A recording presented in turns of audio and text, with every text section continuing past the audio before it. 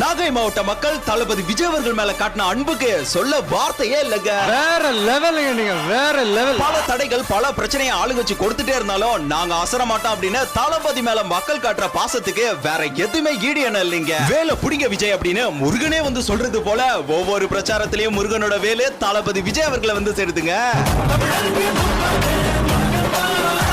இப்பவே 100% கன்ஃபார்ம் ஆயிடுச்சுங்க. 2026 சிஎம் தமிழக வெற்றி கழக தலைவர் தளபதி விஜய் அவர்கள் தான். தமிழ் தாய்நாடு தந்த அன்பு போதுமே.